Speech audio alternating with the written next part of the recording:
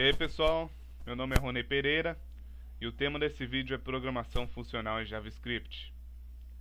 A ideia é compartilhar o conhecimento sobre esse paradigma de programação e demonstrar com códigos e exemplos na prática o seu funcionamento. Vou destacar também as vantagens e as qualidades de utilizar esse paradigma. Esse vídeo foi dividido em partes. E na primeira parte eu vou contar a origem do JavaScript, o que é a programação funcional e, por último, a programação funcional em JavaScript na prática. Na década de 90, os navegadores eram estáticos e lentos, e o mais famoso da época se chamava Mosaico. Com o surgimento de novas tecnologias e empresas, surgiu Netscape, uma empresa focada em desenvolvimento web, que desenvolveu o Netscape Navigator, que desbancou o Mosaico na época, ressaltando que esse foi um dos principais e primeiros navegadores dinâmicos na época. Em 1995, esta mesma empresa contratou Brendan Eich, um arquiteto de sistemas. Ele ficou responsável pela criação e desenvolvimento da linguagem de programação JavaScript. 7 anos após esse feito, ele também foi CEO e fundador do Mozilla Firefox. Pessoal, na época, os navegadores trabalhavam com aplicações e linguagem de programação, tudo voltado para o lado do servidor, ou seja, back-end. As requisições feitas e formulários a serem validados demoravam cerca de 1 minuto e meio para mais, por conta do tempo de resposta, de buscar no servidor e trazer para o cliente. Com o surgimento do JavaScript, ele fez uma revolução na época, pois o JavaScript é voltado para o lado do front-end, ou seja, aplicação do lado do cliente. Qualquer validação de dados ou de formulários que eram feitos, o próprio navegador fazia, o que agilizava muito o processo. A diferença era muito grande. As empresas, notando esse avanço da Netscape, resolveu também fazer da mesma forma, e a Microsoft foi uma delas. Ela lançou o JSScript, uma linguagem de programação voltada para o lado do cliente. Com essa competição havendo, a Netscape queria se destacar, queria passar à frente, queria dar um passo à frente. Então ela colocou a linguagem de programação JavaScript no padrão ECMA. ECMAScript é a Associação Europeia de Computadores. JavaScript nem sempre foi chamado de JavaScript. O primeiro nome dele foi Mocha, depois ele passou a ser chamado de LiveScript, por conta das aplicações e programas na época que tinha um nome Live, e depois, em 1997, ele mudou novamente para JavaScript, por conta dos Javas e aplicações Javas que estavam sendo lançadas na época. Bom, quando ele foi normalizado ao padrão ECMA, ele teve que mudar o nome mais uma vez. Então, definitivamente, hoje, o nome dessa linguagem de programação web é ECMAScript. Mas, por carinho, a maioria de nós, programadores e desenvolvedores, chamamos elas de JavaScript.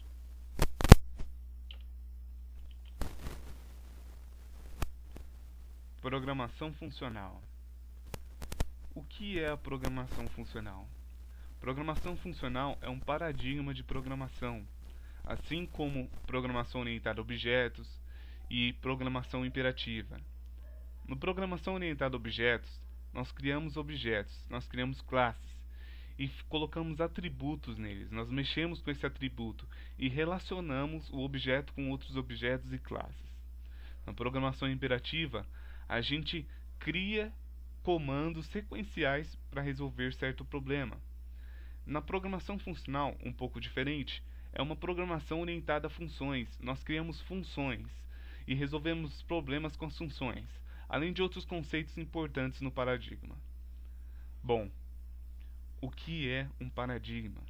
O paradigma são técnicas e regras que são utilizadas de uma certa maneira para otimizar e aumentar a qualidade e eficiência de um código. E a programação funcional, ela tem essas qualidades. Bom, ela surgiu na década de 50 e até mesmo antes da programação orientada a objetos. Mas por quê? Porque tanto tempo, ela tem tanto tempo e não é tão conhecida. Não é tão conhecida até hoje. Porque a programação funcional ela exige um pouco mais do computador. Ela exige memória e processamento, mais que os outros paradigmas. Eu vou explicar detalhadamente depois. Mas antigamente não se tinham os recursos necessários, então ela é muito pouco utilizada. E com o passar dos anos e com o avanço das tecnologias, ela começou a se tornar uma referência. Ela se tornou uma estratégia, uma melhor maneira de utilizar e de programar. Diversas empresas utilizam a programação funcional. O LinkedIn, o Pinterest, Twitter, Nubank, WhatsApp, entre outras que eu não citei aqui. Pessoal, a programação funcional, ela sempre vai trazer como vantagem assim, uma facilidade de teste, uma facilidade na busca por bugs, uma facilidade de manutenção. Ela vai trazer programas mais concisos e com menos erros, vai trazer uma flexibilidade no programa e além de algumas técnicas que eu vou mostrar mais para frente, como sempre trabalhar com variável alocada, efeitos colaterais. A gente vai evitar efeitos colaterais, eu vou explicar o que é efeitos colaterais mais para frente. As funções, a gente pode utilizar funções como parâmetro, o resultado de uma função como parâmetro. E sempre na programação funcional, uma função ela não vai alterar os dados de fora da função. E sempre quando ela receber um parâmetro, esse mesmo parâmetro, ela vai retornar sempre o mesmo resultado.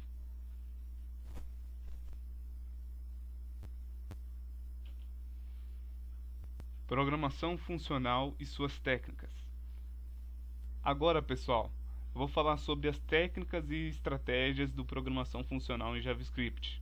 Vou falar sobre funções de primeira classe, funções de primeira ordem, as funções puras, imutabilidade, currying e compose. Primeiramente, funções de primeira classe. As funções de primeira classe são funções passadas como parâmetro de outras funções e funções retornadas como resultado de outras funções. Essas são as funções de primeira classe e logo a seguir eu vou mostrar com o código de função de primeira classe. Nós temos as funções de primeira ordem. As funções de primeira ordem, elas possuem callback ou chamados promessas. O que é isso? Pessoal, quando a gente tem um parâmetro que é necessário algum evento para ser executado, para essa função ser executada, por exemplo, um parâmetro que exige algum evento para essa função ser executada, é chamado de callback. Ou seja, quando a gente passa o mouse em alguma coisa, atualiza uma página, ou então clica em certo botão, a função está esperando esse evento para poder ser executada.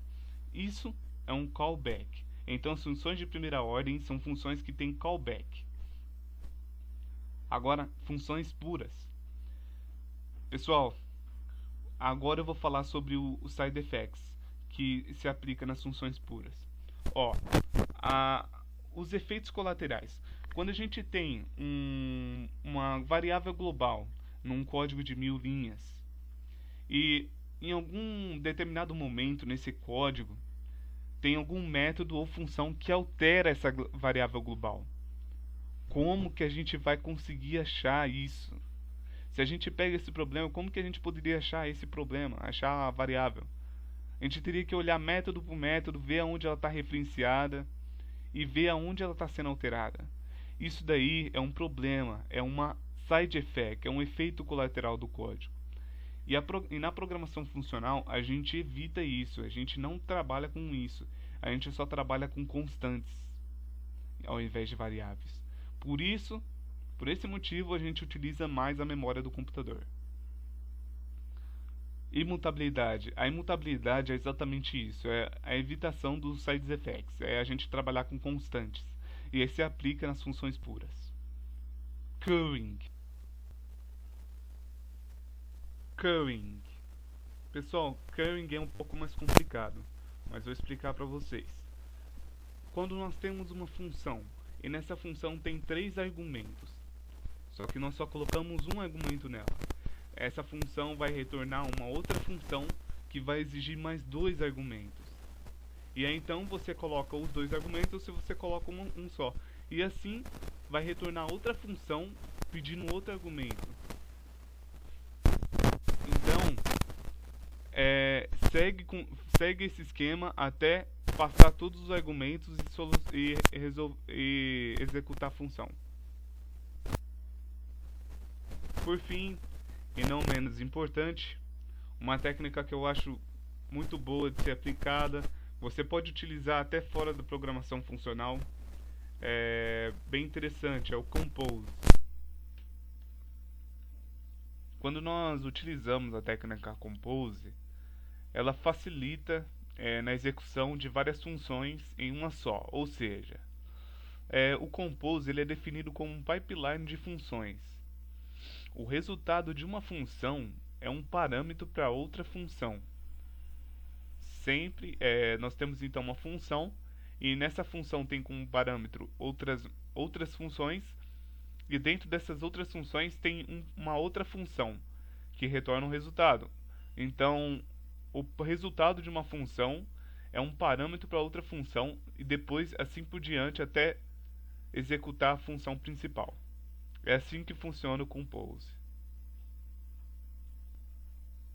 Pessoal, agora eu vou demonstrar com os códigos o funcionamento de cada função da programação funcional no JavaScript.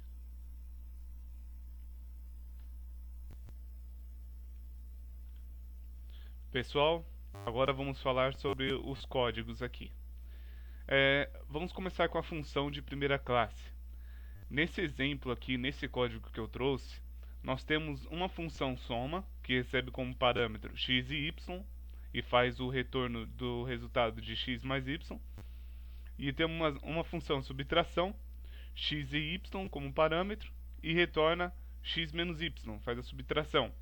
E aqui, nessa variável operação, a gente recebe a função, e nessa função a gente recebe um parâmetro de função, e as variáveis x e y. Então aqui a gente retorna uma função com os parâmetros x e y.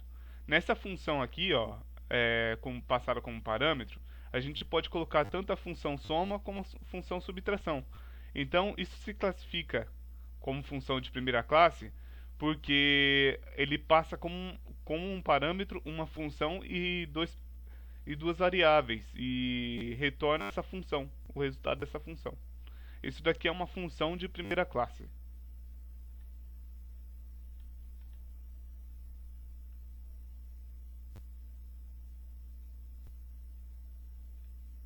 Agora, funções de primeira ordem. Na função de primeira ordem, nós temos como parâmetro um callback, uma promessa. Então, igual eu expliquei anteriormente, nós sempre temos uma condição como parâmetro, algum evento para ser realizado, e quando esse evento é executado, aí executa a função em si. Aqui nós temos essa função setTimeout, que vai realizar um alerta de segundo lugar, escrito segundo lugar, após de 5.000 milissegundos, ou seja, 5 segundos. E nós temos aqui um alerta de primeiro lugar. Quando a gente for executar isso daqui, o primeiro a ser executado vai ser esse primeiro alerta de primeiro lugar. E depois de 5 segundos vai ser executado esse segundo lugar. Então aqui a gente pode classificar isso aqui como callback, e só pode ser executado após 5 segundos. E isso que classifica uma função de primeira ordem, porque tem um callback aqui, É isso. Agora, nesse outro exemplo, nós temos a função impura e a função pura. Na função impura, nós temos geração de data aqui, que recebe um date, uma variável date, com uma data, uma nova data. Então, nós temos que a gente chama uma outra função de fora, que vai trabalhar com esse data, com esse date, com essa variável. E nós não sabemos muito bem o que vai fazer aqui, porque a gente não tem essa função gera. Não tem aqui no código essa função gera. Ele é puxado de algum lugar. E aqui a gente executa ela, mas a gente não sabe o que vai fazer. A gente não tem bem definido as variáveis e as funções dessa função aqui. Não tem bem definido o que é isso aqui. Então isso aqui classifica como uma função impura. A gente não consegue ver o que realmente vai gerar isso daqui. E por outro lado a gente tem uma função pura aqui que tem um quadrado que recebe um parâmetro e retorna esse x vezes x, esse quadrado do parâmetro. Bem tranquilo, né? Uma função pura tem tudo bem definido. Agora, imutabilidade. Olha, isso daqui também pode ser classificado como uma função pura. Nós temos uma função calcula, que recebe um parâmetro, um número, uma variável número, e aqui a gente trabalha com a constante resultado, que é igual a número vezes x, que é a variável número mais x, e retorna o resultado. Então aqui a gente trabalha com a constante resultado e com a constante x, que é de fora da função. E aqui, deixa bem claro que a gente não altera nenhuma constante. Nenhuma constante é alterada nessa função. Apenas o resultado que recebe o número mais o x, que é uma constante de fora, e a gente não altera ela. Isso aqui classifica uma imutabilidade.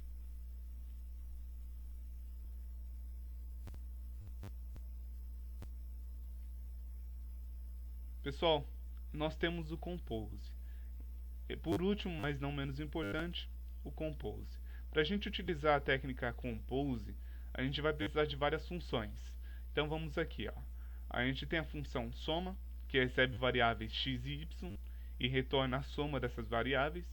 Nós temos aqui a função subtração, que recebe um parâmetro y e retorna esse y menos 5. E nós temos a função multiplica, que recebe x, uma variável x, e retorna x vezes 10. Vamos agora aplicar a técnica. Olha, no compose aqui, ó, a gente tem uma variável compose que recebe uma operação, uma função operação. Nessa função nós temos o multiplica, a subtração e a soma. A gente começa com a soma que recebe dos parâmetros, e aí quando retornar esse valor de x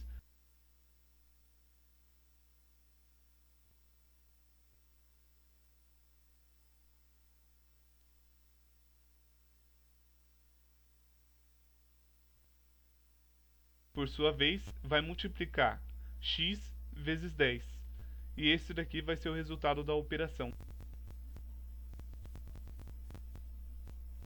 Essas foram as técnicas da programação funcional em JavaScript. Gostaria de falar sobre o currying, mas o currying não se aplica aqui porque ele precisa de uma biblioteca chamada Randa. Então a gente trabalhou justamente apenas com o JavaScript.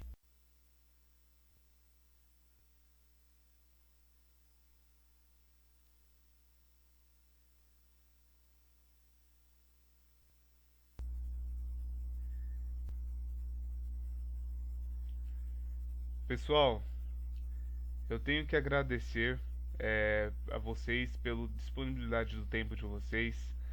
Eu realmente acredito que eu consegui passar quais são as vantagens de utilizar a programação funcional, a programação orientada a funções. Eu argumentei e demonstrei na prática a maioria dos códigos que podem ser aplicados a esse tipo de paradigma. Eu demonstrei as técnicas e eu espero ter passado todo esse conteúdo para vocês. Espero que vocês tenham entendido como é o funcionamento e quais são as vantagens de se utilizar. Nesse vídeo, eu também falei sobre as funções de primeira ordem, as funções de primeira classe, as funções de técnicas compose. Eu expliquei como funciona e como é utilizada essas técnicas. Eu espero ter transmitido de forma clara o conhecimento sobre essas técnicas e esse paradigma de programação.